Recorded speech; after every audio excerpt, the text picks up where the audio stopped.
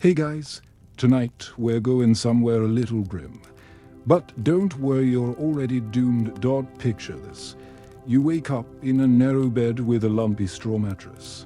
The vague smell of coal smoke in the air, and a wool blanket that feels like it's plotting against you. Your room is barely wider than your outstretched arms. There's a cracked basin in the corner, a pitcher of cold water beside it, and a single mirror nailed to the wall, smirched and determined to insult you before breakfast. You lean in, you squint, and there it is, the beard. You didn't ask for it. You didn't grow it with pride. But here you are, smack in the middle of Victorian England, and facial hair is just part of the deal. A shadowy thicket spreading across your chin like it has its own ambitions. So, before you get comfortable, take a moment to like the video and subscribe, but only if you genuinely enjoy what I do here. And while you're at it, leave a comment telling me where you're listening from and what time it is there. Now, dim the lights, maybe turn on a fan for that soft background hum. Let's ease into tonight's journey together. You stumble out of bed, your head still fogged with sleep and maybe a bit of lingering soot.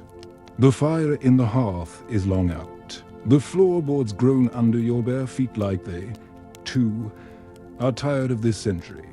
You reach for the mirror again and confirm your worst fear.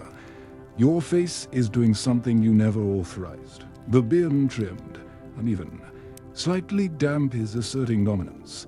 It itches. Itches like it knows your secrets. And that's the first problem.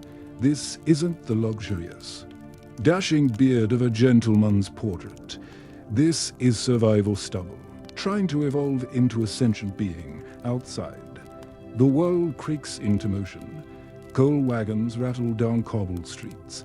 A milkman sings tunelessly as he splashes sour-smelling cream into metal dust.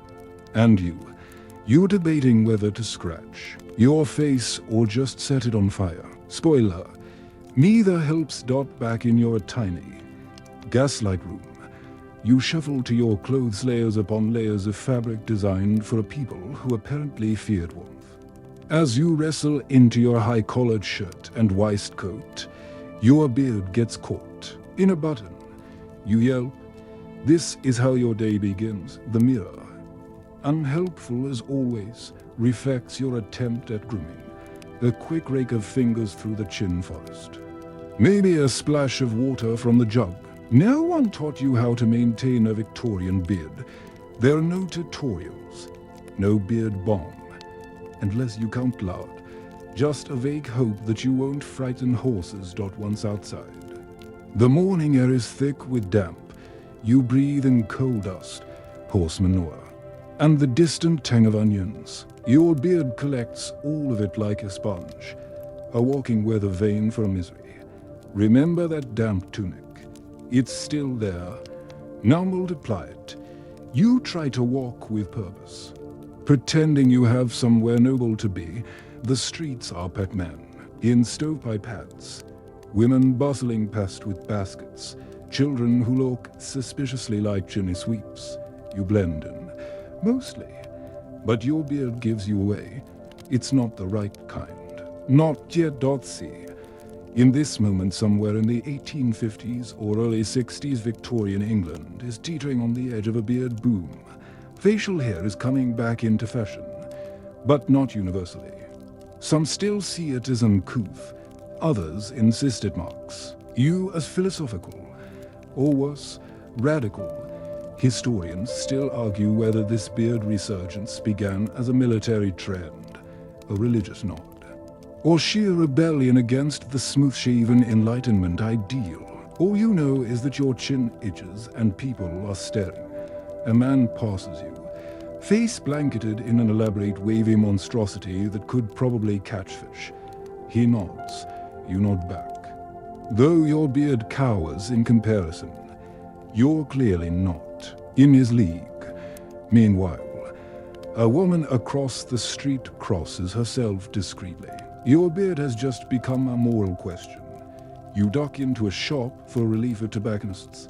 Maybe. Warmth hits you like a mug of weak tea. Pipes line the walls. The clerk doesn't speak.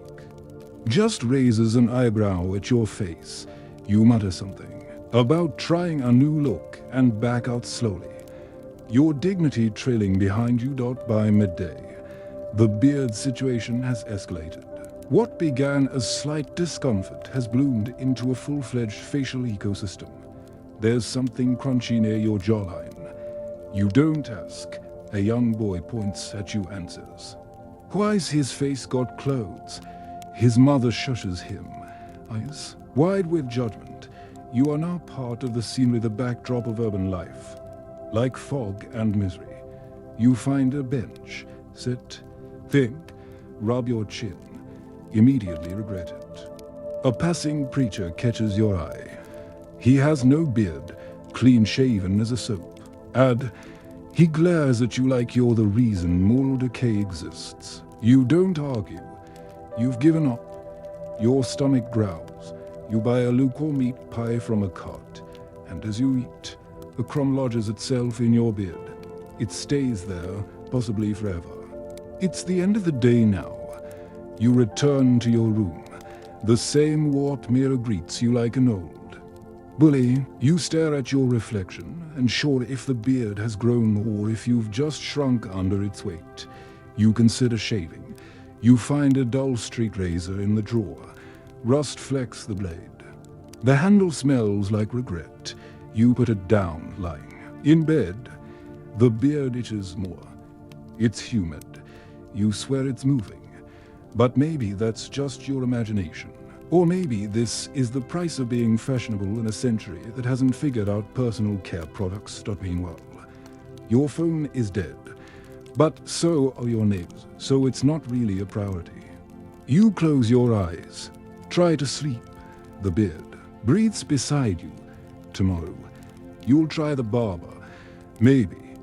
You don't wake up so much as emerge like something slightly damp being peeled from a crumbling pastry.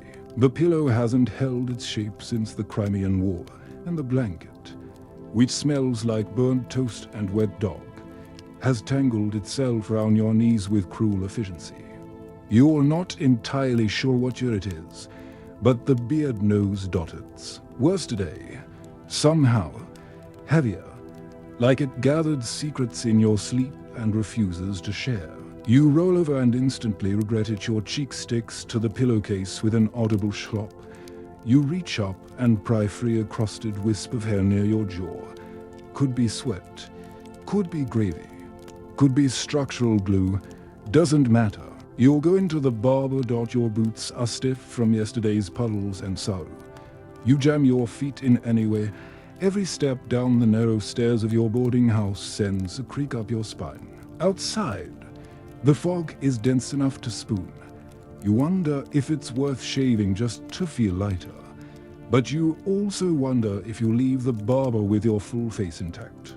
Victorian barbers are a unique species, part groomer, part surgeon, part social hazard. You turn a corner and see it. A pole spinning outside a grimy window. Red and white like a candy cane designed by someone with unresolved trauma. You push the door open. It groans like it's tired of being pushed. Inside, the air is warm, vaguely steamy. It smells like bayram, iron and feet. A chair sits in the center, worn leather, stained armrests, and a headrest that's definitely seen things. The barber doesn't greet you. He squints, ticks in your beard, nods once. Like a judge passing sentence, you lower yourself into the chair and try to look brave. You fail. He ties a sheet round your neck with surprising tenderness, then produces a blade that looks like it was forged in a battlefield. You catch your reflection in a chipped mirror. The beard looks nervous. Good. The barber mutters something, possibly English, possibly a warning. Then he leans in, breath warm, with something vaguely herbal and possibly gin, and begins. The first stroke of the razor is fine. The second tugs. The third makes you question the nature of pain. By the fifth, You're gripping the armrests like you're bracing for impact. Remember, that time your beard caught on a button, you miss that Victorian razors are not precision tools. They're closer to garden implements, and the barber wields is like a man with a grudge. You try not to flinch, but your instincts are still somewhere in the 21st century. They expect numbing cream and scented towels. Instead, you get dry scraping and a faint metallic tang. Somewhere in the room, a fly buzzes with morbid interest. The barber pauses to slap something onto your skin. It burns like emotional honesty. You yell. He nods approvingly. Good medicine, he says, which is probably a lie. Historians still argue whether barbers of the time believed in antiseptics or just trusted time to handle infections. Either way, your jaw feels like it's spinning XORCISET. Then come the leeches. Yes, leeches. You see the jar first. It's glass, murky, filled with slow swirling darkness. He opens it like he's presenting a fine wine. And before you can protest, because you won't, you're British now and everything hurts anyway, he applies one to your cheek. It wriggles, latches, begins its unholy branch. Barbers used leeches to cleanse the blood, which you didn't know needed cleansing until now. The sensation is soft at first, then disturbingly pleasant, then suddenly itchy. You want to scream but also don't want to be rude. So you sit and stew. When the leech drops off, full and smoke, the barber drops it into a metal bowl with a wet plunk. You imagine it whispering thanks, mate, as it settles in. You are not okay. To finish, he dabs your face with a towel that used to be white, then sprinkles something onto your cheeks, a powder that smells like violets and horse stables. You stand up to quickly and sway. The room tilts. He hands you a cracked hand mirror. Your face stares back at you, red, scraped, oddly asymmetrical. The beard is not gone, just tamed. Some parts are missing, others seem amplified. It's not a look, it's a warning. You pay in coins that smell like 12 other people's hands. As you step out into the fog, you feel the rawness of skin exposed for the first time in months. Wind cuts across your jaw. You inhale soot and regret. The city welcomes you back. With the grace of a falling chimney pot, you walk, slow now, trying not to touch your cheeks. Every time you move your mouth, you feel the burn. Like someone gently insulted you and then slapped your face with citrus. You pass a vendor selling boiled sweets and consider getting one just to feel something pleasant, but realize your upper lip is trembling, possibly from trauma. By late afternoon, your cheeks start to puff, not dramatically, just enough to concern small children. The barber didn't sterilize his blade, probably wiped it on his apron, which looked like a Jackson Pollock made of meat. You touch the sore spot, wince, move on. You find a quiet spot in the park, sit on a bench near a duck pond. The ducks ignore you. One waddles by and gives your jaw a judgmental look. You nod. You get it. A gentleman passes with a waxed mustache so perfect it deserves its own mailing address. You look away. Your beard, what's left of it, bristles in shame. By now, your skin is doing things not good. Things. The part where the leech fed is tender, pulsing. You're pretty sure it winked at you. Remember that mirror back home. It's waiting. You return to your room like a man returning to the scene of a minor tragedy. Peel off your jacket, sit on the edge of the bed. Exhale. Your cheek throbs in sympathy. You look into the mirror. The face staring back is complicated, half-bearded, slightly lumpy. You look like someone who tried to wrestle a raccoon and lost. The pillow tonight is no better. You try to sleep on your back, but the stiffness in your neck rebels. You shift, then wince, then shift again. Your beard or its ghost stitches in places you thought were clean shaven. Phantom fuzz, the memory of whiskers, like ghost limbs, but fluffier. Your dreams are strange. A barber chases you through fog. Holding a leech like a wedding bouquet, you run, but your boots fill with shaving cream. When you wake up, your mouth tastes like violets. That powder, still lingering. Meanwhile, your phone is dead, but so is indoor plumbing. So honestly, that's still the bigger issue. You pull the blanket over your head and whisper to yourself, I survived the barber, but your skin doesn't believe you. And neither does the leech, still burping in your imagination. Tomorrow, you'll try to blend in. Beard or no beard. Morning arrives in the same shade of grey as last night. You are not sure where the day ends and begins anymore. Time in Victorian England doesn't pass, it seeps. The window is fogged from your own breath. You wipe it with your sleeve. Outside, a man is walking a goose. You blink. He blinks back. Your jaw feels like it was left outside during a storm, swollen in patches, tender to the touch. You scratch tentatively at your cheek and immediately regret it. Whatever soothing salve the barber used has worn off, leaving behind a tingly, chalky residue and something that might be a pimple, or possibly a hive of tiny, disillusioned bees. The beard situation has become spiritual. Back in the mirror, which, at this point, feels more like a confessional. You get a proper look. Your facial hair has grown overnight. Again. It's uneven. The right side is patchy and sullen, while the left is ambitious and climbing toward your ear. You're a walking metaphor. But the problem isn't just aesthetic anymore. It's moral. You step into the street and instantly feel the eyes. From vendors, from passers-by, from a woman with a bonnet so large you could serve tea on it. All of them seem to be evaluating your chin, judging it, not for fashion, but for character. See, in Victorian England, your beard speaks. Not literally, that would be too simple, but symbolically. To have facial hair is to announce something about your beliefs, your class, your stability as a human being. Historians still argue whether this beard morality was fueled more by evangelical Protestant values or by a reaction to French culture. Either way, you're caught in the middle. The newspapers have begun editorializing beards.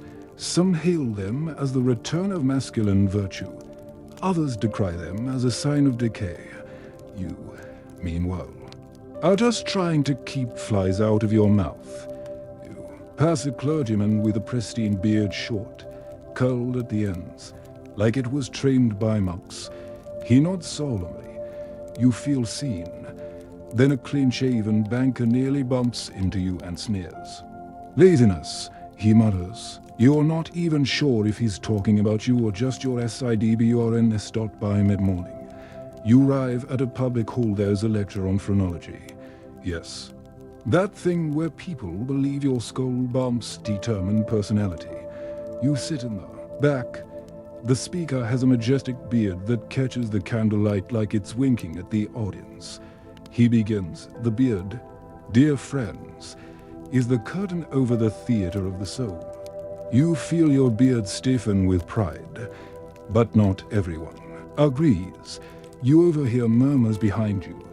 One woman whispers to another, only criminals hide their faces. You wonder if your stubble qualifies as probable cause. Victorians have a strange relationship with appearance. There's no unified beard doctrine. Some workplaces demand it, others prohibit it. Some churches preach its holiness, others condemn it as vanity. You are a chin caught in crossfire. You step outside after the lecture and the wind picks up again. Your beard flaps gently against your cheek. A child points and says, "Mummy." That man's face is melting. You nod. He's not wrong. Later, in a small bookshop that smells like mildew and colonialism, you find a pamphlet. on the moral fortitude of whiskers. You flip it open. The bearded man, it says, carries the burden of civilization upon his chin. You'd settle for not carrying lunch crumbs. The cashier, an elderly gentleman with no beard whatsoever, squints at you. You'll outgrow it, he says, which you think might be little. That evening, you attend a dinner party. Against your better judgment, your invitation came by mistake, but food is food. You try to look respectable. You comb your beard, you splash on cologne made from elderflower and possibly shoe polish. You wear your cleanest CRAVAT. At the party, everyone seems to have an opinion about facial hair. One man says beards are God's way of hiding the weak. Another claims shaving is tantamount to self-mutilation. You sit quietly and eat boiled carrots. Your beard absorbs half a pat of butter. You pretend not to notice. There's a woman at the table, sharp-eyed, lace gloves, voice like a hate pin. She leans in. Do you believe, she asks, that the beard conceals the sins of the flesh? You blink, say nothing, chew nervously. Your beard, traitor that it is, glistens. She narrows her eyes, she says, and turns away. You excuse yourself to the whole way. In the mirror above the umbrella stand, you try to smile. It's a mistake. The smile gets tangled somewhere near your mustache. You look like you've just been sentenced. Remember the leech. The scar is still there, faint, circular, pulsing slightly, like it remembers what it did. On the walk home, a drunk man shouts from across the street, or Darwin. You don't respond, mostly because it's not entirely wrong. Back in your room, you unbutton your collar and exhale. The mirror gives you that look again, the one that says, you thought this was just about hair, didn't you? Victorian society is a labyrinth. And your beard is the knot or the thread, or both. It's hard to tell anymore. But one thing's certain. People see your face and they draw conclusions. You're wise, you're lazy, you're political, you're dangerous, you're probably all of these and none. Meanwhile, your phone is still dead, but that's fine. So, is your reputation? You lie down, close your eyes. The pillow is still unwashed. You dream of shaving, but the razor is made of judgment, and the soap whispers secrets you don't want to hear. Tomorrow, you'll face the consequences, because in this world, your beard isn't just a beard, it's a declaration. The beard boom doesn't happen all at once. Like most cultural disasters, it builds slowly, one whisker at a time.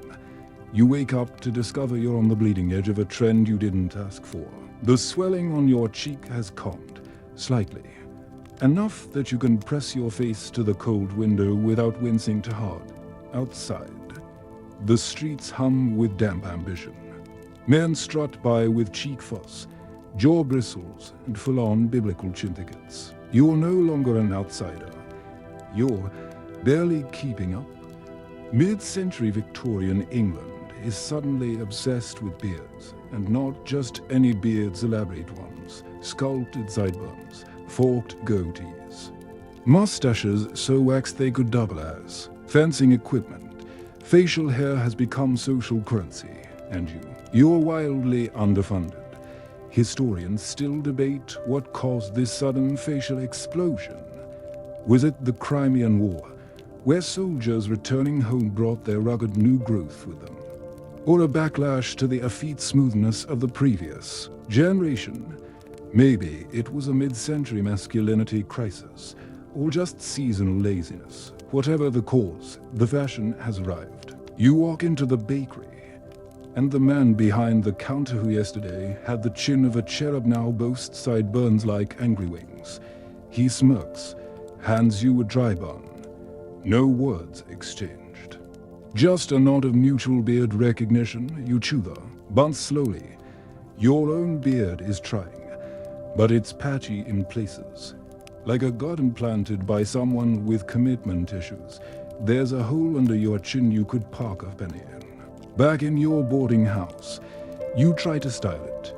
There's no wax, so you use candle drippings. The effect is subtle and flammable.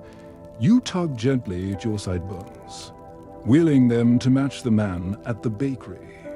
They do not comply. It's hot. Today, the sun cuts through the soot long enough to heat your collar. The sweat collects beneath your jawline. Your beard soaks it up like a Victorian sponge cake. You walk through the square, beard glistening. And sure, if people are admiring you or concerned you're leaking, a gentleman tips his hat, fine chin, curtain.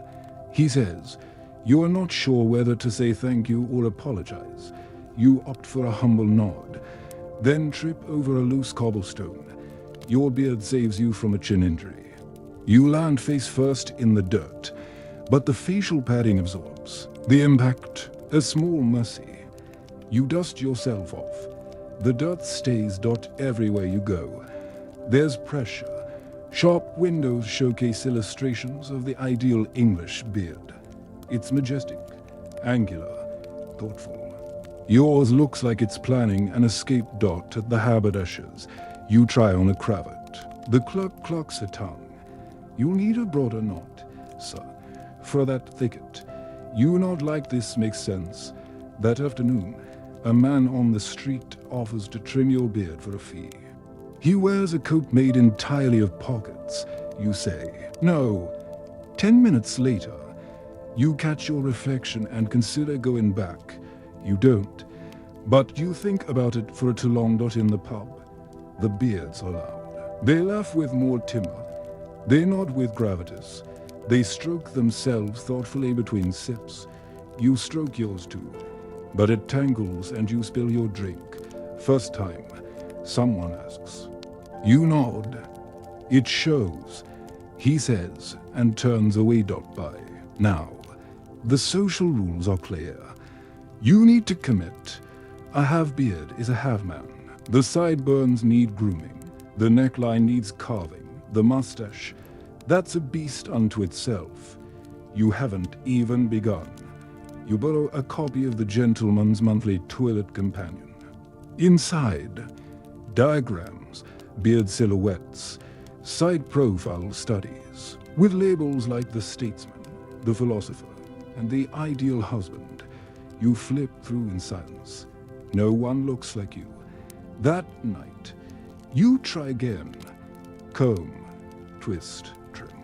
There's a clicking noise from somewhere behind your ear. Possibly your jaw protesting the weight of identity. Your pillow resents you.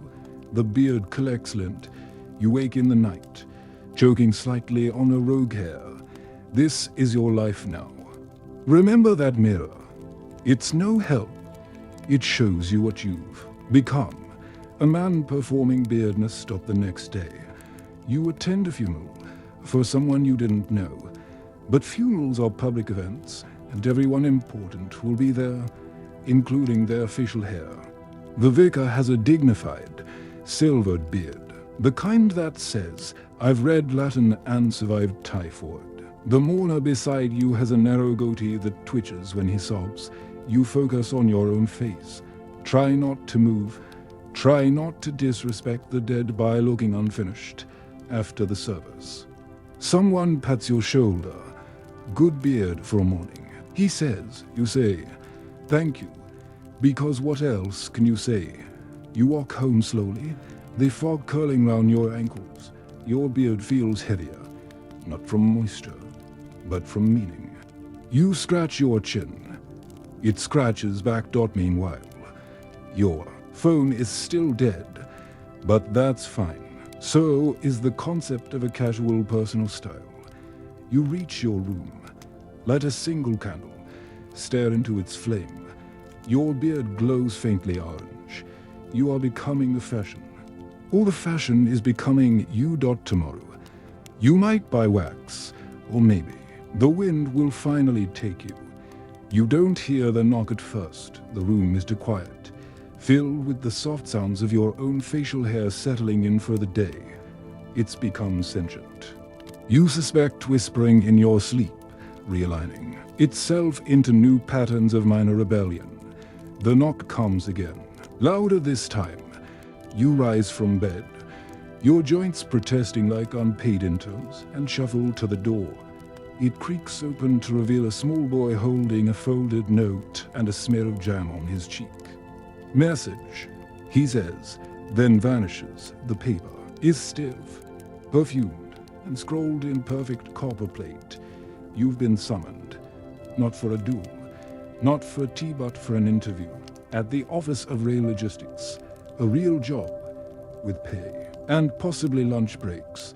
You dress carefully, shirt with only 3 visible stains, jacket with lapels stiff from years of disapproval, and of course, your beard fluffed, brushed, reluctantly waxed into something approximating employable. On the way, you practice answers to imaginary questions. Why do you want this position? I require funds and distraction. Are you punctual? I live in a room smaller than most closets. I have nothing but time. Is that marmalade in your bed? It might be. The building is tall, stony, and offended by sunlight. You enter through heavy oak doors and step into a lobby where the air smells like ink and ambition. A clerk with eyebrows like brambles gestures you toward the waiting chairs round you. The competition, all men, all bearded. One has a full walrus mustache, another boasts a chin strap that might also be a girdle. You sit as regally as you can manage, which isn't very. Your beard droops slightly, as if anticipating rejection. Eventually, your name is called. You rise, smooth your lapels, and step into the office. A man sits behind a desk large enough to host minor operas. He peers at you through spectacles like frosted marbles. "Interesting choice," he says, nodding at your chin. You try a smile. It catches in your mustache. He asks questions. You answer. The beard, however, does most of the talking. You can see it in his eyes. He's assessing, measuring, silently debating whether your facial topiary is fit for bureaucracy. He clears his throat. "We value neatness here. Is certain discipline." Your bearded suggests an independent mind, you nod. Unsure if that's good or bad, historians still argue whether Victorian employers genuinely favored beards or simply tolerated them during their peak fashion. Some trades journalists, clerks, engineers allowed a bit more fuss. Others, like banking or law, often demanded a clean shore. Unless, of course, you were senior enough to look like you invented beards. The man makes a note, dismisses you with a wave. Outside, the sunlight seems brighter, as if trying to bleach the interview. From your memory, you walk toward home, past shops filled with posters advertising gentlemen's grooming pomade and patent beard straighteners for the indecently cold. Back at your boarding house, you wait. Days pass. No letter. You try not to read into it, but your beard starts wilting from stress. On the 3rd day, a message arrives not from the rail office, but from a friend of a friend who knows a man hiring dock clerks. Less prestige, more mud. You show up for that interview with a slightly deflated beard and a hopeful shrug. The foreman takes one look at your face and says, "Don't get it caught in the ropes." You nod. Hired, the docks are loud, wet, and allergic to subtlety. The men here sport beards of pure utility thick to block smoke. Long to signal, "Don't talk to me." Your own fuss is mid-tier, but passable. You settle in. The work is repetitive, tallying crates, dodging rats, not dying. You wear gloves with holes. Your coat smells like brine. But your beard begins to toughen, adapt, absorb the atmosphere like a hairy sponge of determination. One day, a new supervisor arrives, shiny boots, no beard. He surveys the crew with a nose wrinkle that could slice cheese. When he reaches you, he frowns. "Is that wax?" he asks. You say nothing. He moves on, Weeks pass. Promotions are handed out. All to the clean-shaven, you learn to trim your beard more narrowly, shaping it into the respectable poor aesthetic. Not too wild, not too fussy. Just enough to say, I'm trying. Remember that woman at the dinner party? She would have hated it. That gives you a small sense of satisfaction. One day, a man from the Office of Rail Logistics appears on the docks. We had an opening. He says, your name came up. You nod. Smile. Try not to look too grateful. Your beard trembles with a strained smugness. At the rail office. Your desk is near a window. There's paper, a quill, an inkwell that smells like funerals. You dip the pen and begin copying numbers from one sheet to another. For hours, days, weeks, your beard begins to mold. Indoor work is different. No wind, no soot. The beard softens, becomes lazy. You catch your reflection in the glass and notice it curling upward, like it's trying to escape the boredom. One morning, you arrive to find a small sign on the wall. Gentlemen must appear groomed. No definition provided. You trim your beard within an inch of its life. The next day, a co-worker clean-shaven, smug comments. Looks better, more civilized. You smile, nod, go home. Cry into your pillow, which still smells faintly of bleach. Meanwhile, your phone is still dead. But at least now you have a desk and somewhere to be at 9 sharp. Victorian employment is fickle. One day you're judged to fussy, the next to bare. But for now, your beard has found a middle path, and you found a paycheck. Just don't grow a mustache. That's a whole different department. Your job is stable. Your beard is tolerated. And now, somehow, you're dating, or at least, you've been invited to tea by a woman whose gloved handling goes slightly too long on yours and who wants us to have teasing. How serious if your beard came with its own umbrella license. You like her. She smells like clean laundry and disapproval. Her name is Clara. Her father is a barrister. Her opinions are laminated in etiquette. On the day of the visit, you wash your face for what feels like the first time in geological time. You use soap that stings and leaves behind a floral scent that your beard drinks in like a thirsty head. Gag, you comb, you snip, you whisper threats to a patch of rebellious curls near your right jaw. You even consider cologne, but your last attempt ended in a rash and an involuntary sneezing fit in church. The tea is polite. The sandwiches are triangular. Clara speaks in measured syllables, her vowels starched. You nod, sip tea, and try not to dribble into your mustache. She tells you she enjoys novels, but only the kind where everyone learns a moral lesson and no one is happy. You laugh softly, appropriately. Your beard does not. It quivers, and then it happens. She leans forward, eyes twinkling like a mildly interested librarian, and says, I suppose you're quite proud of it. You blink. Proud of what? She gestures, vaguely, at your chin. Situation. Double quotes. Your beard. You panic. Offer a non-committal chuckle. It does what it wants, you say. Which is both true and not reassuring. She tilts her head. Father says only revolutionaries and poets wear them now. I told him you were neither. You smile. He's right. I'm an office clerk, occasionally upright. She laughs. Your beard prickles. You're not sure if it likes her. The courtship continues over several weeks. Walks in the park. Long silences punctuated by shared scones. At no point does Clara explicitly insult your beard. But she never compliments it either. One day, she brushes a crumb from your cheek with a handkerchief and murmurs, It's a shame. You've got such a nice jaw. You lie awake that night staring at the ceiling, wondering what your jaw looks like. It's been years. You consider shaving it all. a clean start, a grand gesture. But the idea makes your neck tense. The beard has become part of your face.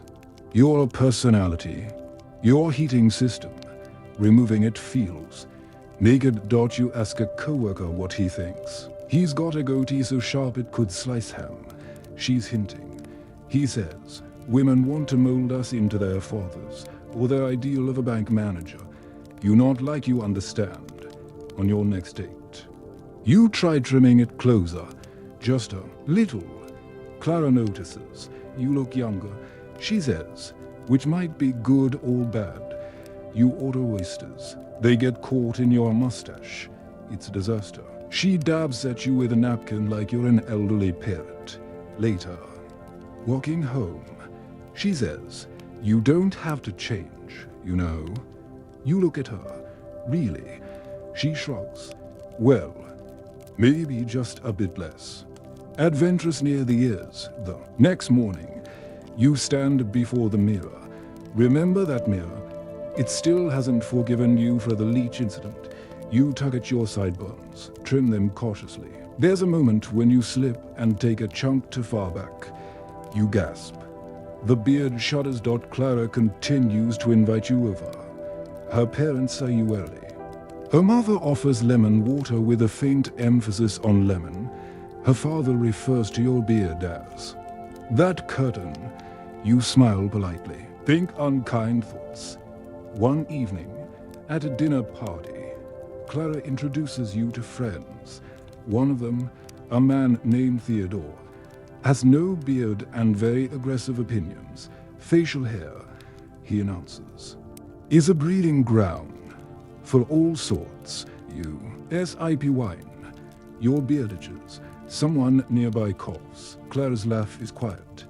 Well, at least it isn't militant. Everyone chuckles. You're not sure what that means after dessert. Theodore corners you near the piano. You know, he says, ladies appreciate a man who looks like he owns a razor. You smile. I have 3. One's mostly decorative. He blinks, steps away. Claire looks at you fondly that night. But also a little worried. You can tell. She's doing the thing where she presses her lips together like she's suppressing a correction. At home, you scrub your face with a new sponge. It sheds. The beard collects the fluff like a Victorian lint trap. Meanwhile, your phone is still dead, but Clara's opinion is fully charged. You dream that night of being smooth-cheeked and applauded.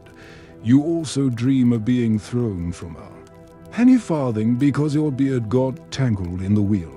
The subconscious is dramatic. In the following weeks, Clara grows more affectionate. She touches your cheek more. You feel like she's searching for a bone structure. At one point, she gives you a gift, a silver grooming kit. You say thank you. She smiles, but her eyes say finally. You try using it. The scissors are sharp. The brush smells like pine. Your beard resists all of it. At your next outing, Clara beams. Now you look quite modern. She says. You grin. Feel oddly hollow. Because the truth is, the beard wasn't just hair. It was a choice. As small, quiet rebellion against everything. And now it's tamed. You don't argue. You hold her hand. She seems happy. That should be enough. But that night, brushing your teeth with water that tastes faintly of iron and soapstone, you stare at the man in the mirror and wonder who's smiling back. Remember that damp tunic? It's still in the corner. So is the man who wore it, just with better cheekbones. It begins innocently. A sneeze, a bit of congestion, a cough so gentle it could pass for etiquette. You blame the weather, or the questionable pie you had from the vendor who sneezed directly into the crust.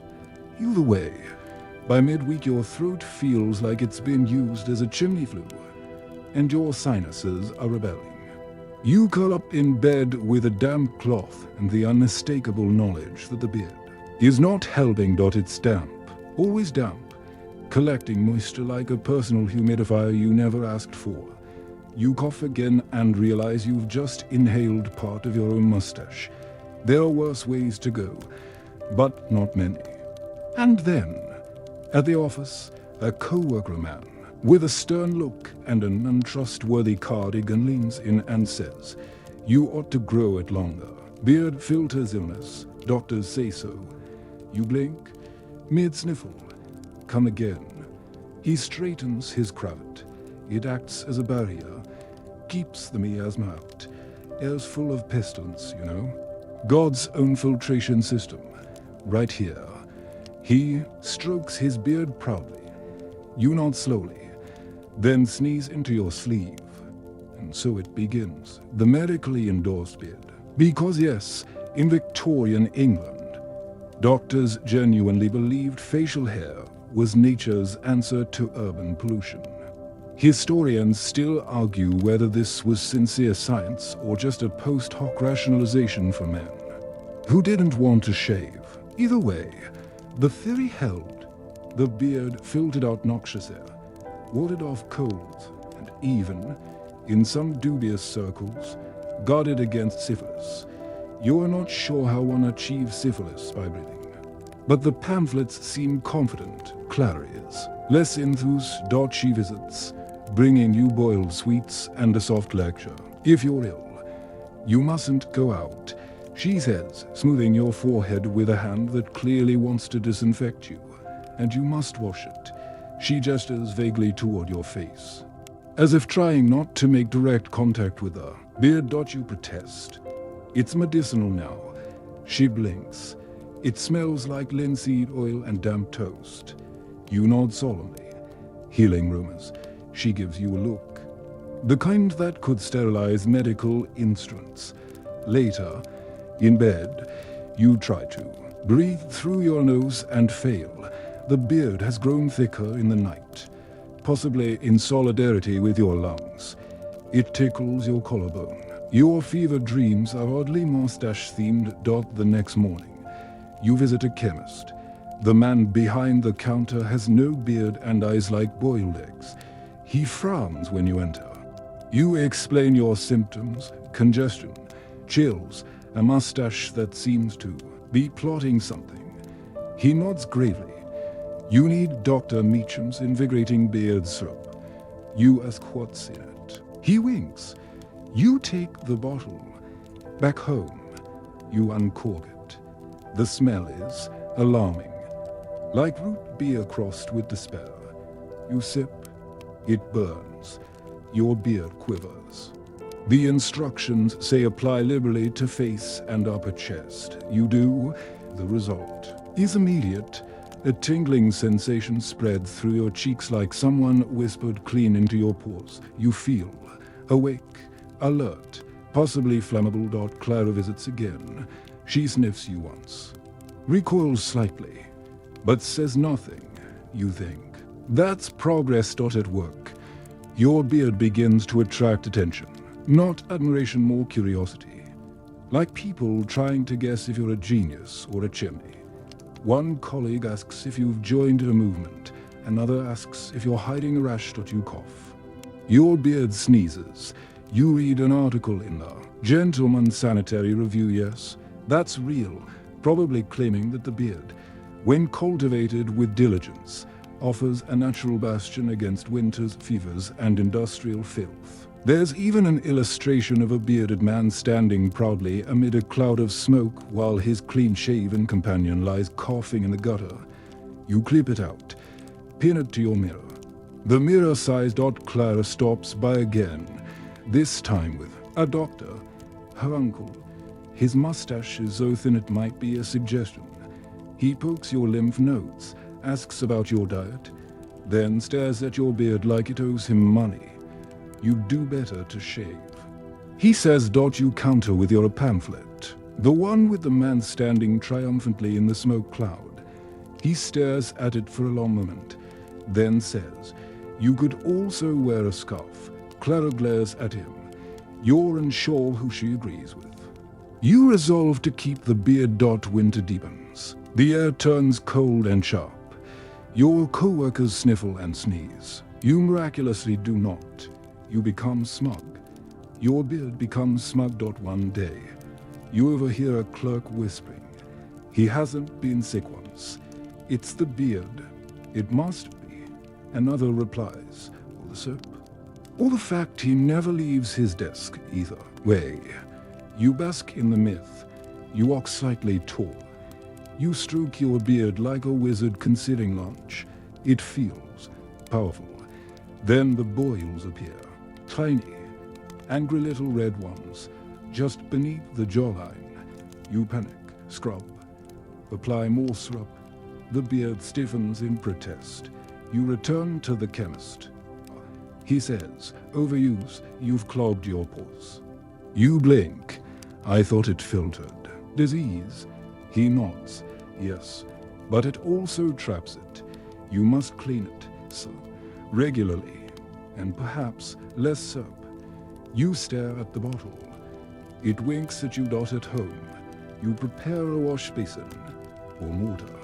Baking soda, a dash of vinegar. You dunk your beard in like you're baptizing a squirrel. It fizzes. You cough. The beard foams. When it's over, you towel it gently. For the first time in weeks, it feels soft, less angry.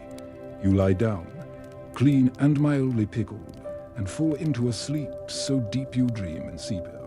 In the dream, Clara's mother applauds. The leech nods from a teacup. The mustache from the funeral rises from the grave and salutes. Meanwhile, your phone is still dead, but so are germ theories, apparently. You wake the next morning feeling better, lighter. Your beard dries into something almost handsome. Almost, you step into the street. The air bites. You smirk. Your beard bites back. You wake with a clear objective, or at least as clear as any Victorian objective can be when filtered through tea, fog, and mild sinus pressure. The goal is simple on paper: shave, or rather, trim, or possibly reshape. Something respectable, something in line with the new standards you've only half agreed to. But deep down, you know what this really is a reckoning. The mirror greets you like an old rival, faintly dusty, slightly warped, and unreasonably judgmental for a piece of glass. Your beard has not waited for instructions. Overnight, it has made choices. There's a rogue curl looping up toward your left eye, a patch near your neckline that has gone brittle from last week's vinegar rinse, and your sideburns now resemble tired ferrets who've given up pretending to be fashionable. You run a hand through the whole situation and feel, whichever, today is not a day for half measures. You dress with care your least stained shirt, the one collar that still holds its shape, and a waistcoat that barely buttons but suggests stability. You button slowly, thoughtfully. As you reach for your coat, you hesitate. It's not the weather. It's the symbolism. The last time you left the house with this much grooming intent, you came home with leech scars. Still, you press on. Outside, the air is mild but moist, and the familiar Victorian fog has decided to hang low today, like a clinging thought. You pass a man whose beard is twisted into two distinct points like horns he smells faintly of. Turpentine and triumph. You offer a nod. He does not return it. His beard does all the talking. As you walk, you pass shop windows filled with mannequins in stiff wool suits, each more judgmental than the last. One sports a beard made entirely of wire. You pause, admire, move on. Less certain about your own face, the barbershop appears like a memory you didn't want to revisit. You enter. The bell tinkles weakly. A different barber is here this time older, slower moving, with a mustache so long it disappears into his coat. He gestures toward the chair. You sit. He ties the sheet round your neck with gentle indifference. Then he begins inspecting your face like a surveyor mapping a troubled coastline. Bit uneven. He murmurs, "Gotta lean to port." You say nothing. He holds up a small comb and a pair of scissors that look older than the building. No blade this.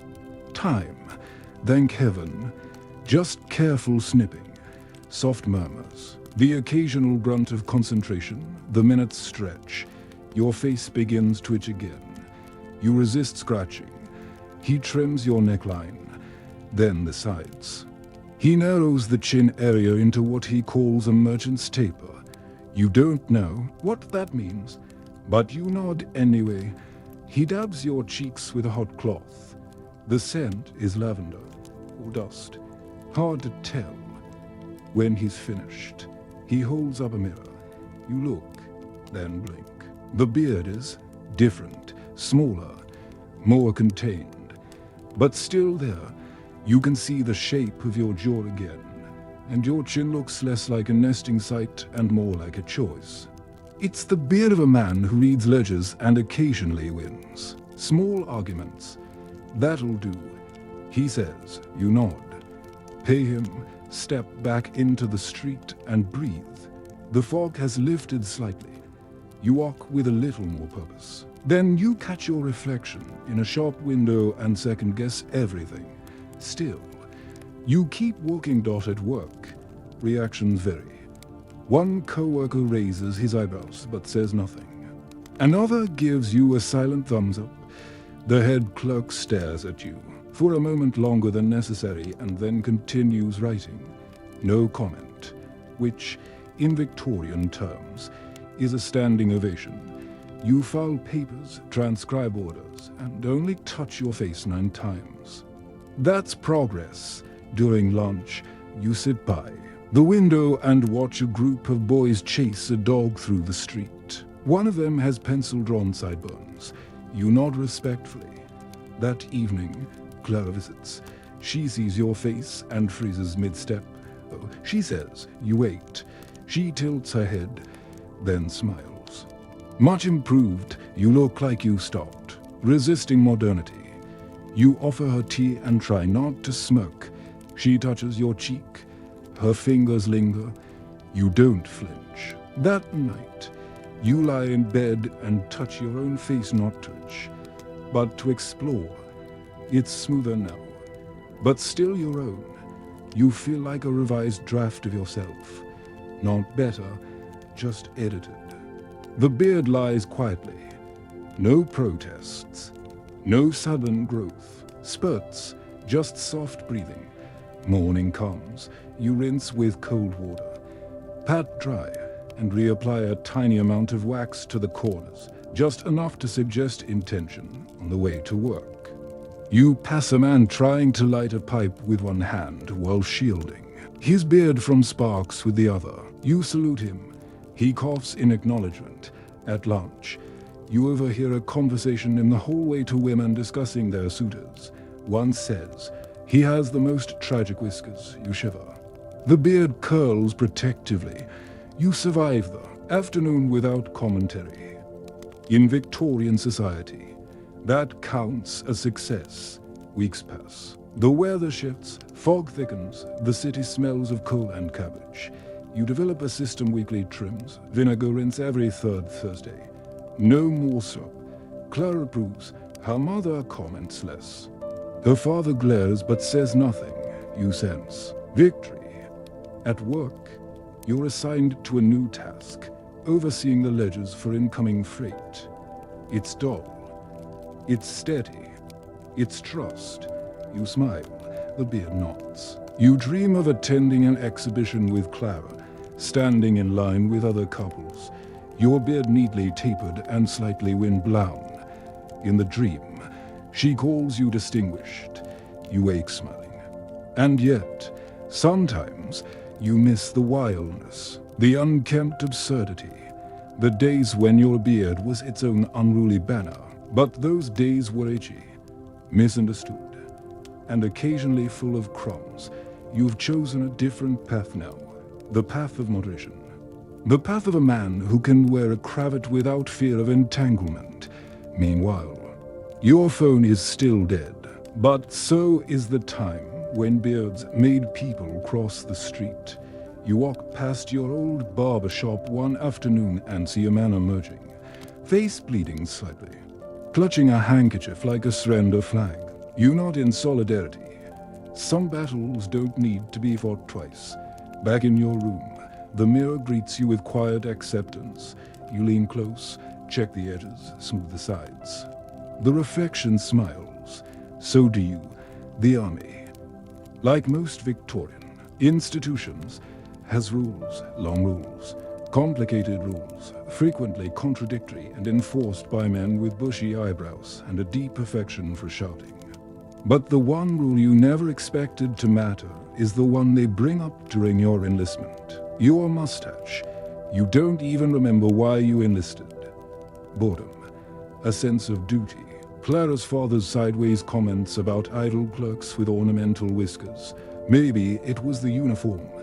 Maybe it was the poster near the train station that promised honor, discipline, and a free pair of boots. Either way, you sign. The papers shake a dozen hands, and within a week, you're standing in a drafty barracks wearing trousers that itch and a tunic that smells like 20 other men and for types of porridge. The sergeant surveys you like a disappointed sculptor. Facial hair policy. He growls, gesturing toward a laminated placard nailed crookedly to the wall. You squint. The text is oddly specific. Mustaches are required. Beards are not. Beards are, in fact, discouraged unless medically necessary or grown by senior officers with war stories and arthritis. You blink. Your beard twitches. You point to your face and ask, "What about this?" The sergeant leans in, squints at your chin, and grunts, excessive. Decide which half of your face you want to keep, and that's how you find yourself. At war with your own beard. That evening, you sit on the edge of your cot with a borrowed razor and a chip mirror. The barracks hum with activity boots thudding, voices rising. Someone playing a harmonica off-key in the corner. You draw the razor across your cheek slowly, cautiously. The scrape is loud. The sting immediate. You pause. Wipe the blade. Continue. It's not the first time you've shaved, but it feels different now. The beard has been with you through fog, fever, courtship, and courtly disapproval. This feels like a betrayal. You don't go all the way. You leave the mustache. It's regulation. You stare at yourself afterward, barely recognizing the new contours. Your jaw looks vulnerable, pale, slightly judgmental. You look like someone who asks to speak to the manager of a haberdashery. The next morning, you line up with the other recruits. The sergeant walks down the row, inspecting everyone's faces like they're hams at a butcher's stall. When he reaches you, he pauses. Acceptable. He mutters, then moves on. You exhale. Your mustache quivers with pride. The days pass in drills, shouting, mud and more shouting. Your boots blister your feet. Your arms ache. Your mustache catches sweat, soup, and on one unfortunate occasion, part of your bayonet strap still. You persist. You even start to enjoy it, the structure, the rhythm, the absolute clarity of expectations. Mustache equals good. Beard equals crime dot, but then something happens. A new officer arrives, tall, sharp-cheeked and clean-shaven. He walks with the confidence of a man who has never used vinegar as grooming product. During morning inspection, he pauses in front of you, frowns. That mustache, he says, regulation, yes, but unrefined. You try to smile. He does not. It lacks purpose, he adds, then walks away. You spend the rest of the day wondering how a mustache can lack purpose. That night, you borrow wax from a fellow soldier and attempt to shape it into points. It goes badly. The wax melts under your nose and your upper lip smells like pine tar and regrets.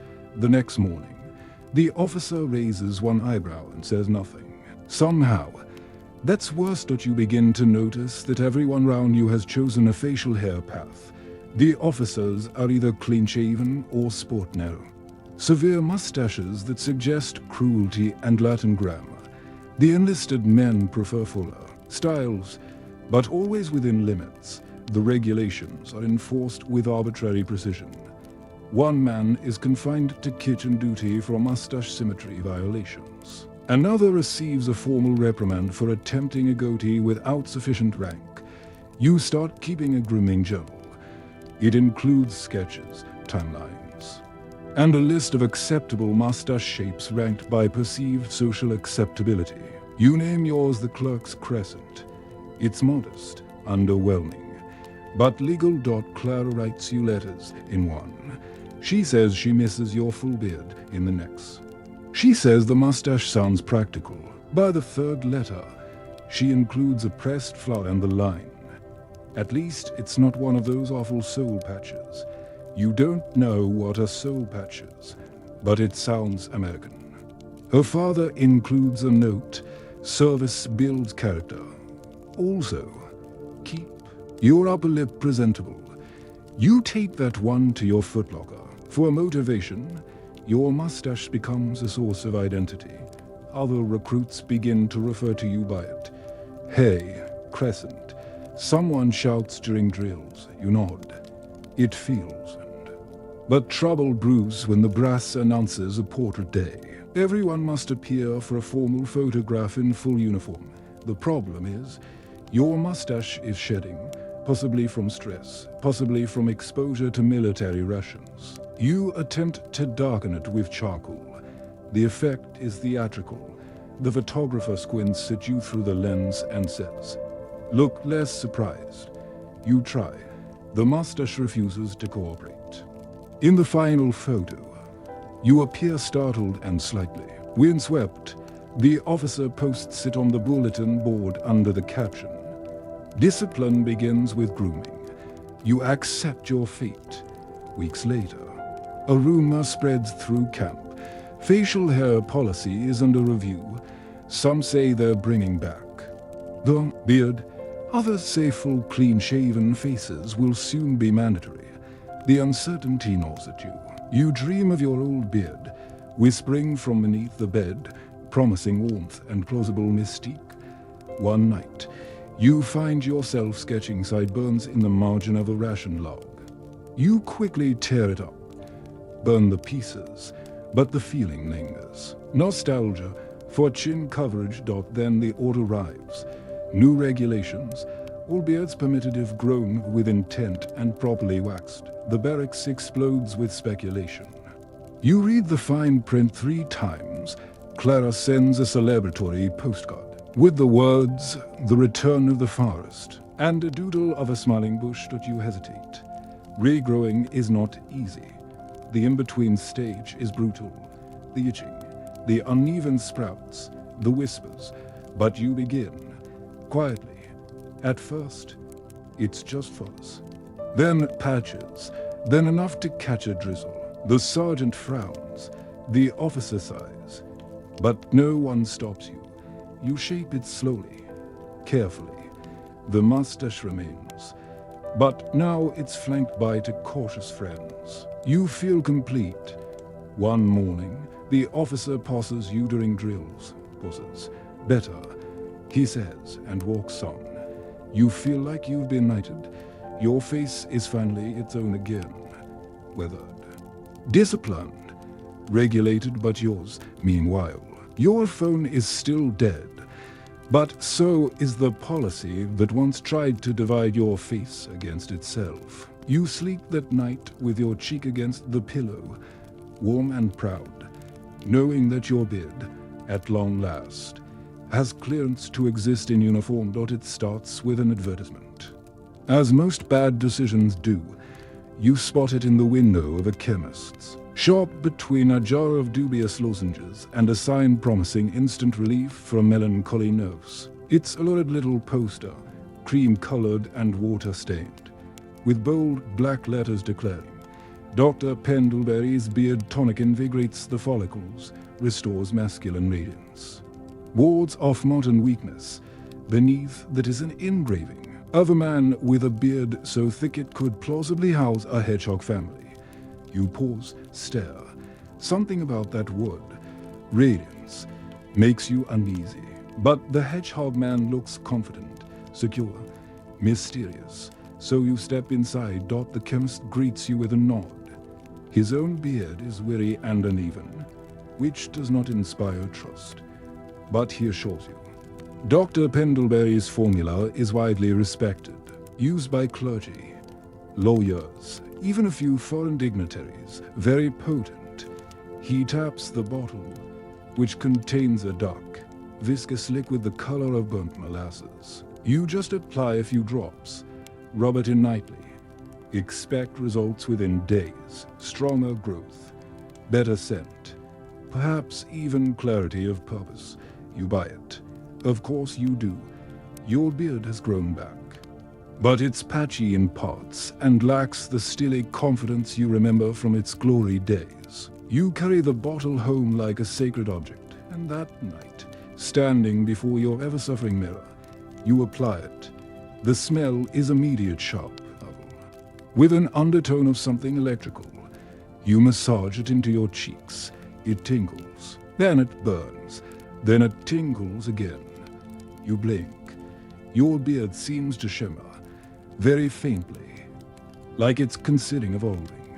You sleep like the dead and wake with the odd sensation that your face is humming. The mirror confirms it. Something has happened. The beard is glossier, darker, possibly thicker. Or maybe it's just fluffing itself in anticipation. You reapply the tonic that night. And again the next. Within days, the growth becomes more aggressive. The beard extends downward, curling slightly at the edges, developing a density that makes spoons disappear amid meal. Clara notices. She raises an eyebrow, strokes your cheek, and murmurs, "There's something theatrical happening here." You beam. She frowns. "It's rather shiny." "Is it supposed to shine?" You nod too quickly. She steps back. The next day, your co-workers offer backhanded compliments. One says you look like a professor on a bad day. Another asks if you've joined a cult. You laugh, unconvincingly. Then retreat to the lavatory to examine your chin. The beard now resists wind. It catches light in strange ways, and it smells like rosemary and distant panic. You consider stopping the tonic, but you've come this far. You apply half the usual amount. The bottle gurgles ominously. That night, you dream of roots burrowing into your jaw. When you wake, your face feels heavier. There's a definite buzz, not metaphorical. A literal vibration. You press your fingers to your cheeks. The beard twitches. You splash cold water. It sizzles. At work, you bump into your supervisor literally. He apologizes to your beard. During lunch, someone suggests you see a doctor. You smile, try to explain the tonic. He stares, offers you a pamphlet about natural living. You stuff it in your pocket. At home, Clara stages an intervention. She lights the candles, pours weak tea, and sits across from you like a well-dressed prosecutor. You smell like furniture polish. She begins, and yesterday a pigeon landed on your shoulder and wouldn't leave. You nod solemnly. She gestures at your face. This isn't hygiene. It's performance art. You promise to stop. She relaxes. Later that night, you apply one final drop, just for closure. The next morning, your beard is magnificent. In a terrifying way, it coils near your collarbones and parts in the center like a velvet curtain. People notice. A stranger on the street bows slightly. A boy asks if you're a magician. You respond with a non-committal cough. The beard winks. You're not sure how. By now, rumors begin to spread.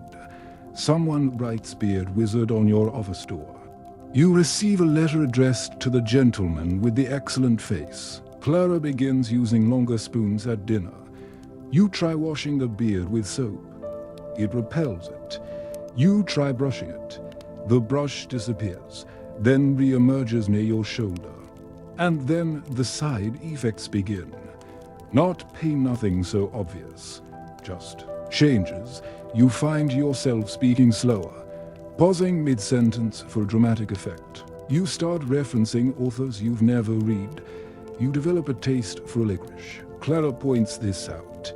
You nod thoughtfully, then quote someone from the pamphlet. She leaves the room. You return to the chemist.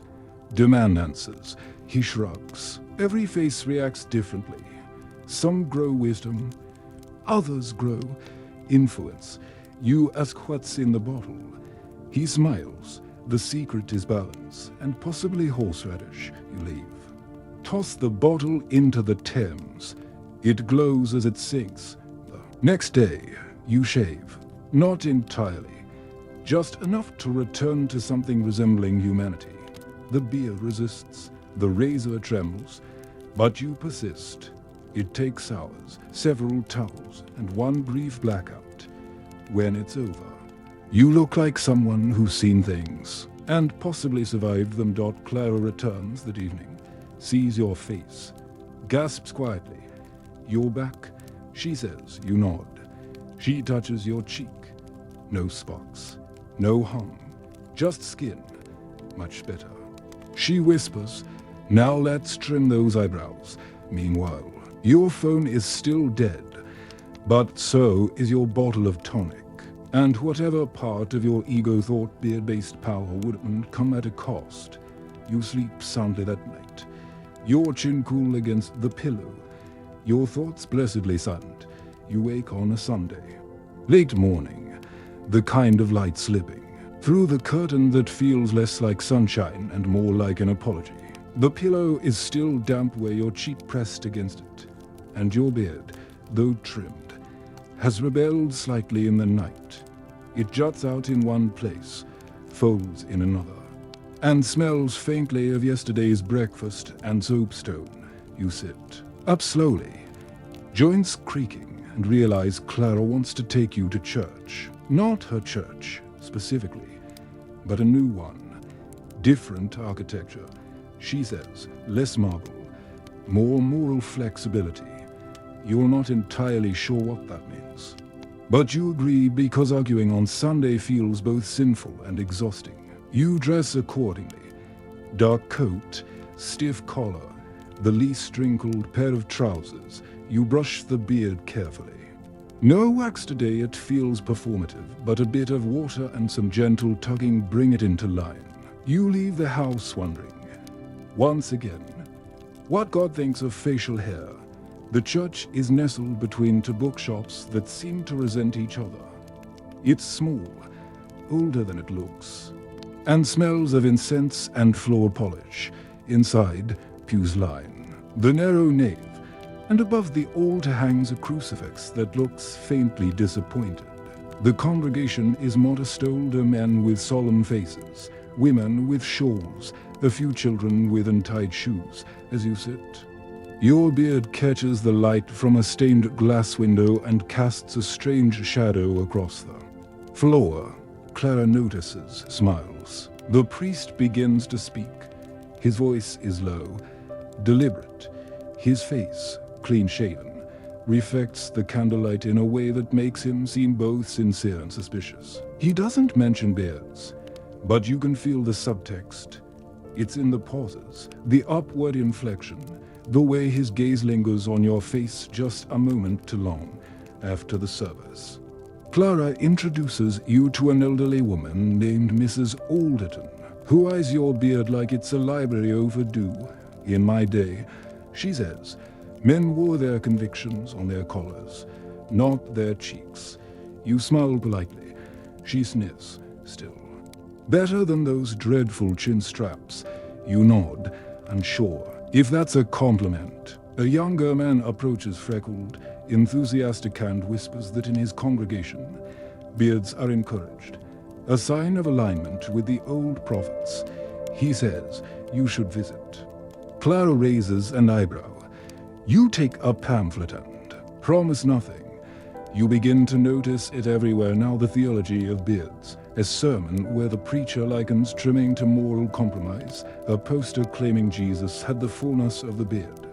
A newspaper article arguing that the decline of English spirituality coincides suspiciously with the rise of the safety razor.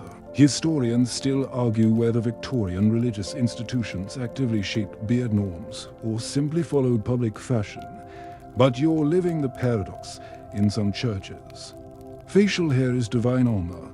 In others, it's vanity incarnate. You pass one chapel that has a placard reading "All are welcome."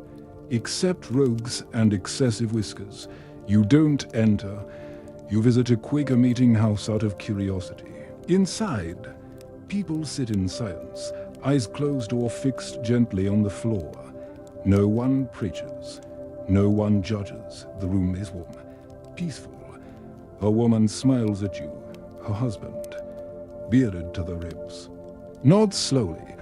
You leave feeling strangely comforted. Clara prefers a more structured theology, but you begin to wonder whether facial hair needs a denomination. One day, you walk past a street preacher on a soapbox, shouting about brimstone. He has a magnificent beard, white and wide, like a thundercloud with opinions. He jabs a finger at the sky, then at the crowd. You pause to listen. He's quoting Leviticus. Something about not trimming the corners of your beard. You nod. A man beside you sneers. He also eats shrimp, I bet. You walk away, your beard tingling with scripture and spike dot at home. You light a candle and try to reflect. What does it say about a world where your chin determines your salvation? Is your beard holy, rebellious, both? You try to journal, but the ink spills and your sleeve smudges the page.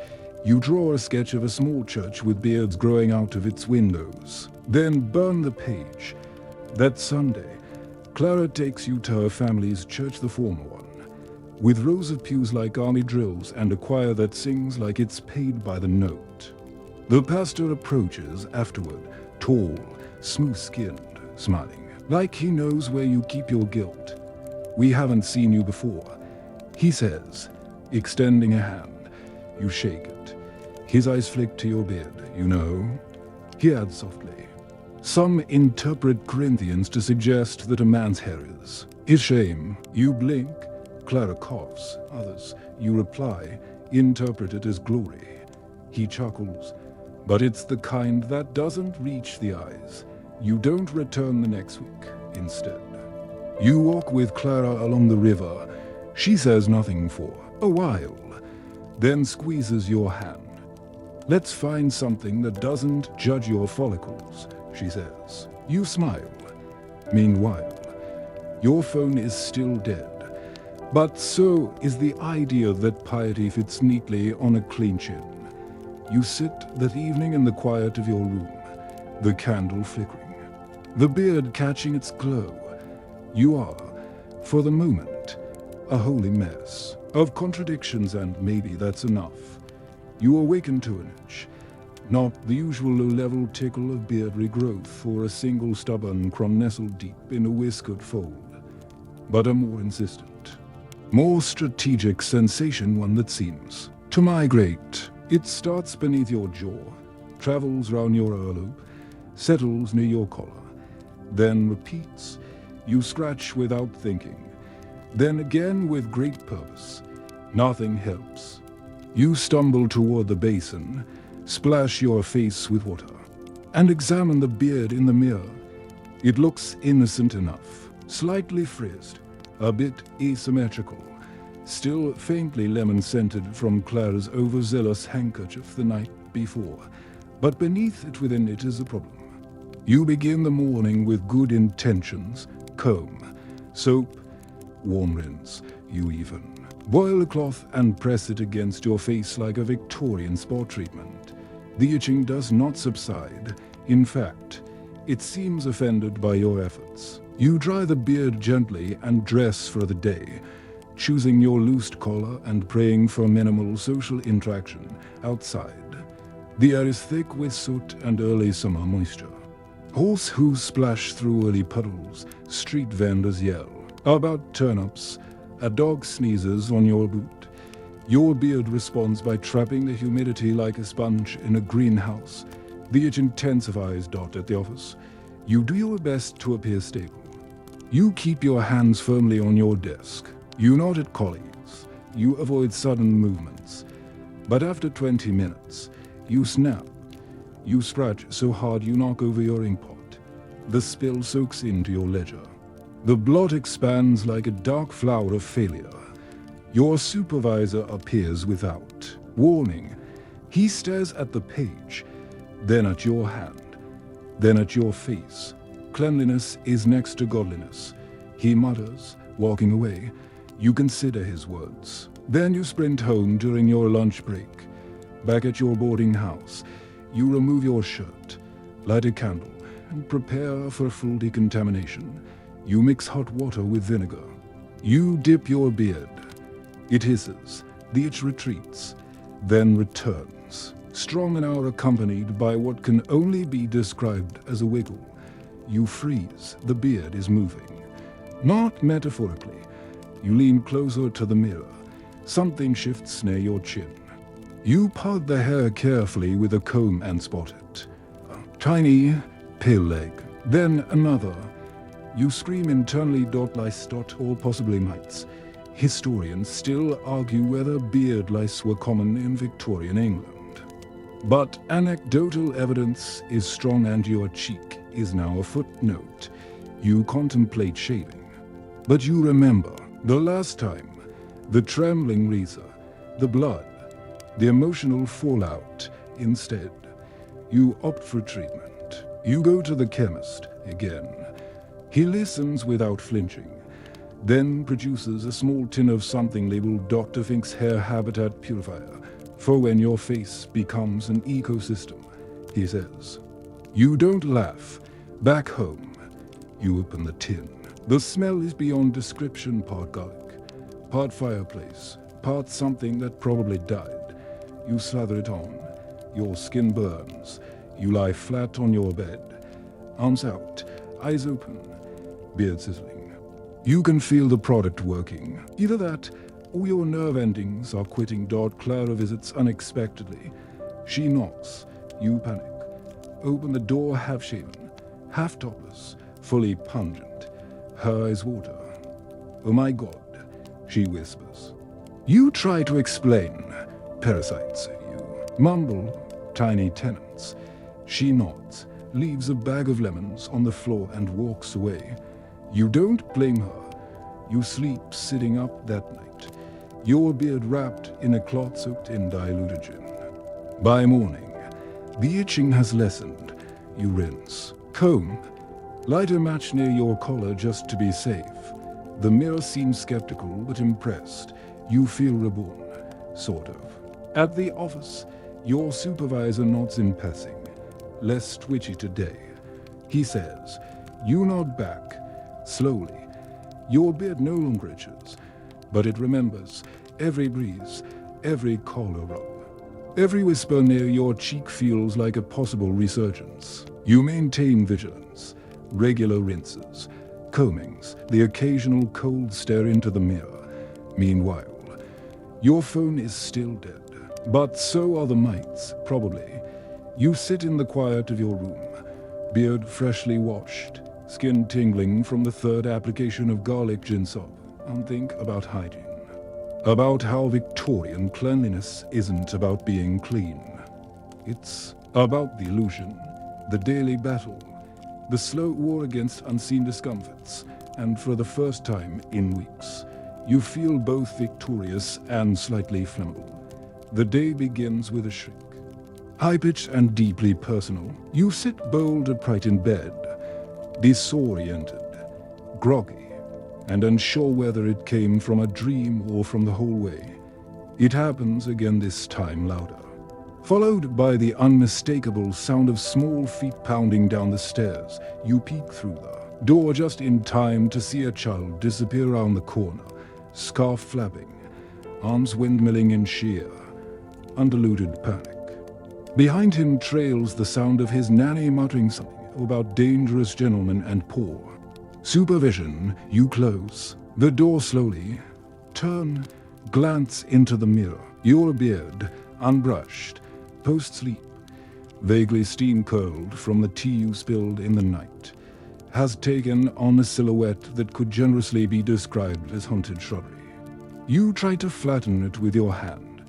It resists.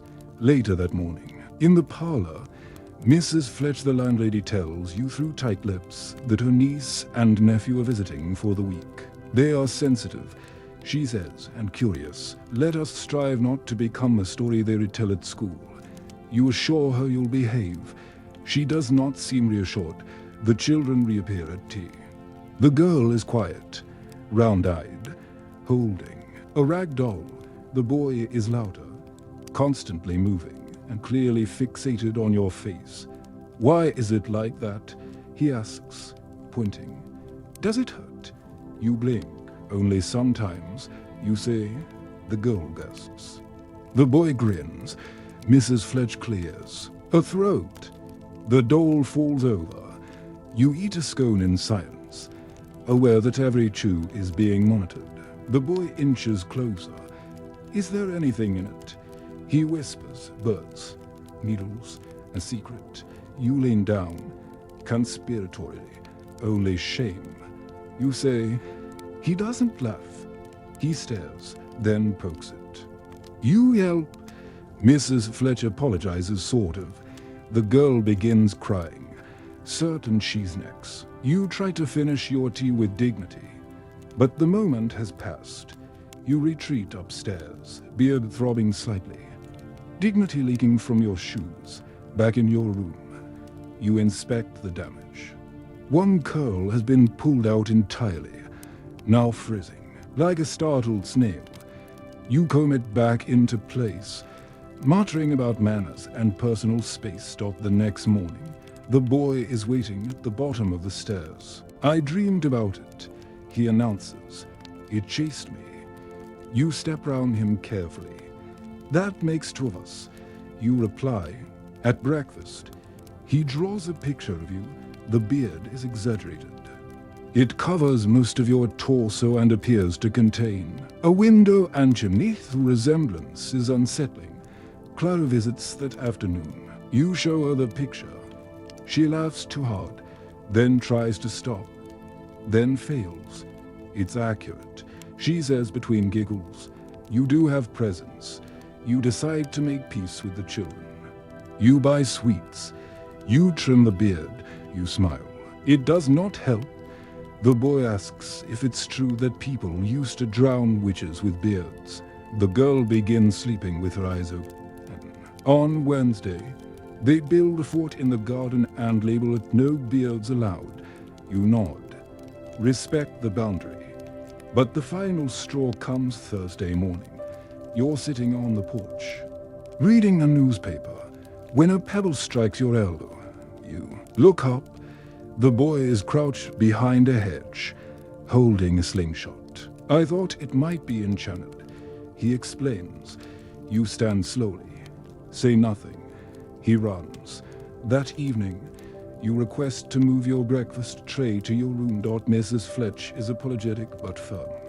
Children, she says, have vivid imaginations. Your appearance encourages narrative.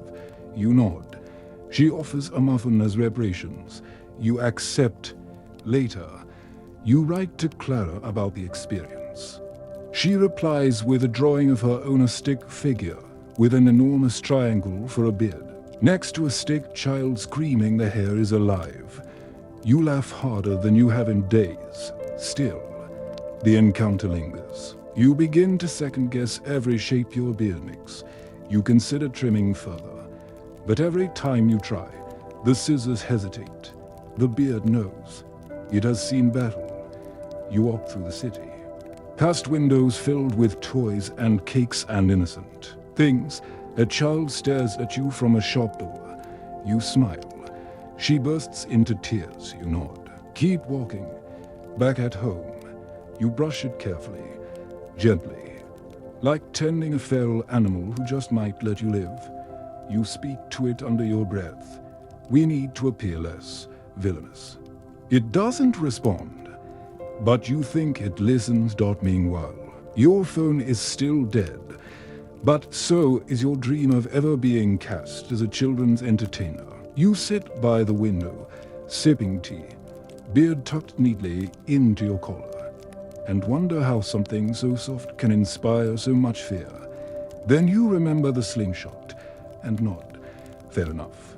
It begins with a strand of grey, a tiny glint of silver, catching the morning light as you tilt your head in the mirror, inspecting the usual patch of stubborn curls along your jaw.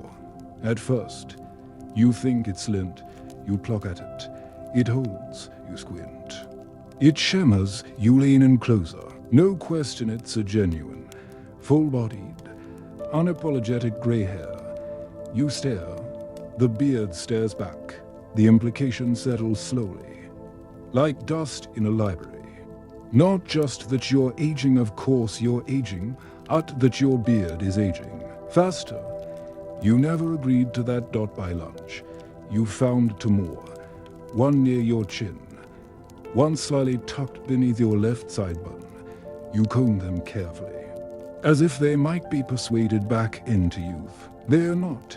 At work, you notice a shift. A clerk refers to you as sir instead of your name. Another asks for advice on a form you've never seen before. Your supervisor pauses by your desk, glances at your beard, and mutters, reliable.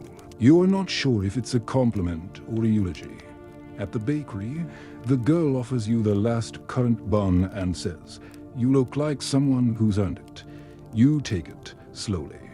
The beard is changing, not dramatically, not overnight, but undeniably. It's fuller than ever, yet somehow quieter. The curls don't bounce the way they used to. The edges are softening. You spend longer brushing it now, not out of vanity, but necessity. Certain corners require coaxing. Clara notices. She tilts her head, gently rubs her thumb along your jaw, and says, "It suits you." You nod. You want to believe her. That night, you stare into the mirror for longer than usual.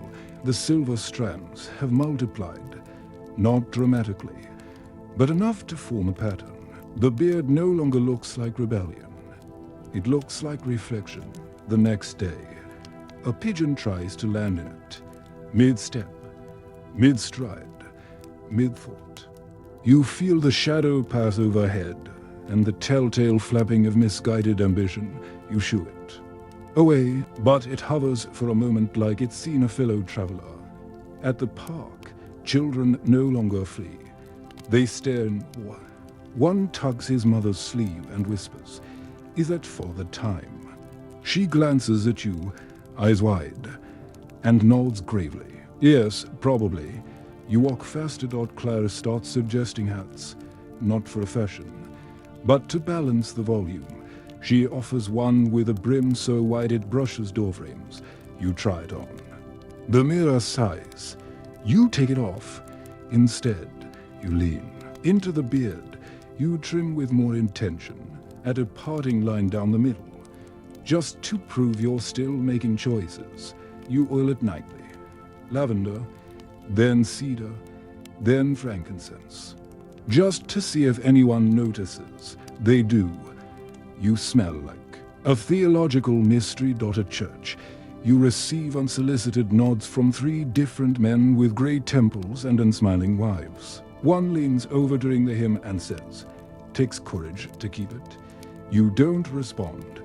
He understands. Back at the office, someone leaves a note on your desk. Strong presence. Do you mentor? You fold it into a paper crane and place it on your shelf. In the mirror, the beard has begun to shape itself into something regal. Not flamboyant, not rebellious, just established. Like it's given up chasing trends and now waits for them to return. The silver has spread, subtle but steady. You don't mind it. It looks like frost, like wisdom or exhaustion. One morning, Clara finds an old photo of you from early in the beard years. She laughs. Gently. You looked like you were trying so hard. You smile. You were. Now, the beard simply is. It doesn't argue.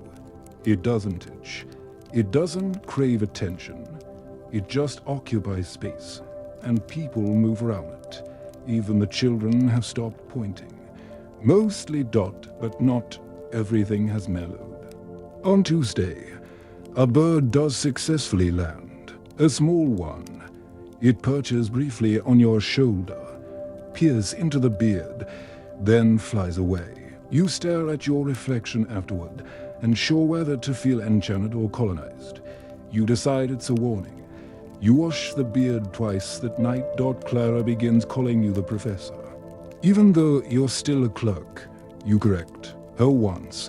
She shrugs.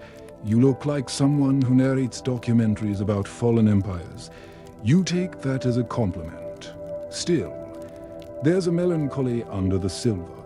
You begin to remember things you hadn't planned to. Your first trim, the vinegar rinse disaster, the syrup, the lice, the boy with the slingshot. You realize this beard has a biography, a whole chapter of your life you carry on your face. And, like all biographies, it's starting to show signs of closure. You catch yourself stroking it more often, not out of pride, but reassurance. You begin telling stories with more pauses. You develop opinions about weather. People assume you're wiser. You stop correcting them. Meanwhile, your phone is still dead, but so is your illusion of permanence. You sit in the quiet of your room, beard tucked under your chin like a weighted blanket, and wonder when it became a legacy. Not just hair, but memory. Not just texture, but time. You wake up colder than usual. The fire's gone out during the night, and your blanket's pulled itself into a spiteful twist at your feet.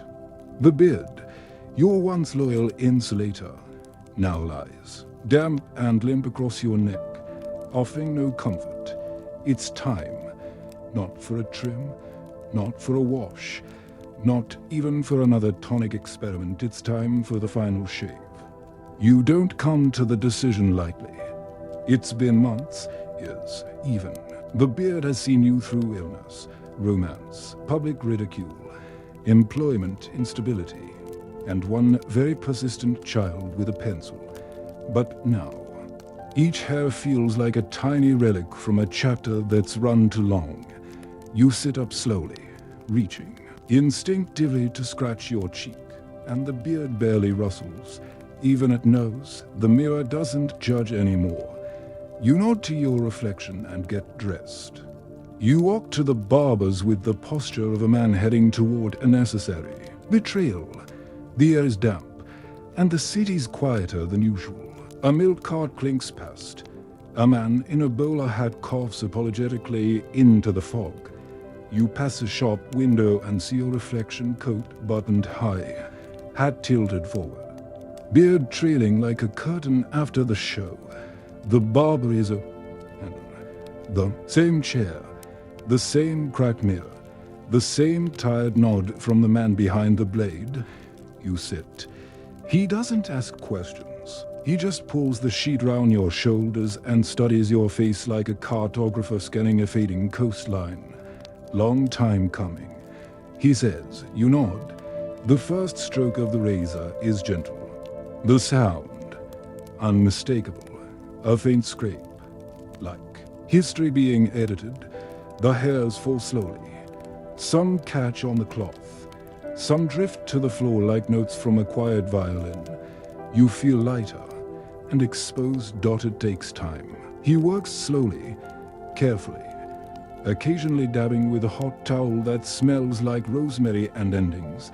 As the beard disappears, your face reemerges in strange angles and unfamiliar shadows. You hadn't realized how much of your identity had settled into those curls. Without them, you look what? Not younger, not older, just raw. Like an honest version of yourself you hadn't seen in years. The final swipe leaves your chin smooth, tender, and faintly red. The barber steps back. There, he says, You nod again, because words would ruin it. You walk home differently. People don't glance twice. No curious stares. No whispered comparisons to prophets or outlaws. Just another man on the street, a little pink in the cheeks, a little unsure in his step. Clara doesn't recognize you at first. She gasps, then she smiles, then she touches your face. Fingers tentative. You're still in there, she says. Somehow, you kiss her, carefully. It feels less like the start of something and more like a soft farewell to a burden you hadn't known you'd carried. That night, you lie in bed with a blanket properly tucked and a pillow that no longer sags under the weight of legacy. The room is quiet. You run your hand along your jaw, smooth and settling, kind. You remember the itch, the syrup, the pigeon, the sermon, the children's drawings. The office door labeled Beard Wizard. You remember all of it. And yet now, there's only silence. Your phone is still dead. But so is the myth that you needed that beard to matter. You stare at the ceiling, thinking about softness, about wind on bare skin, about soup that doesn't need straining. You fall asleep with your face resting fully against the pillow, and the pillow at last doesn't fight back. Tonight, you've traveled far, through fog-choked streets and scratchy collars, through mustache mandates and misplaced birds, through the politics of grooming and the theater of the chin. You've carried years on your face, and now, that weight has lifted. Let the silence stretch a little longer now. Let your thoughts quiet, like a street at dawn before the wheels start turning. Breathe slowly. Let the warmth in the room wrap itself round you like a coat worn just right. Your story can rest now. Not ended, just paused. The world you wanted so full of rules and rumors and stray elbows is still out there, waiting for another day, but not tonight. Tonight, there is nothing to shave, nothing to explain, only stillness, only breath. Feel the shape of your cheek against the pillow, the softness of the air, the quiet miracle of modern plumbing and unscented soap. You've earned this sleep. You've earned this calm. You are no longer the man with the beard that confused theologians and startled small animals. You are something simpler now, something closer to yourself. So rest. Let your story close its eyes. Let your face belong only to you. And if your dreams bring back a rogue hair or two, just smile. You've made peace with all of them.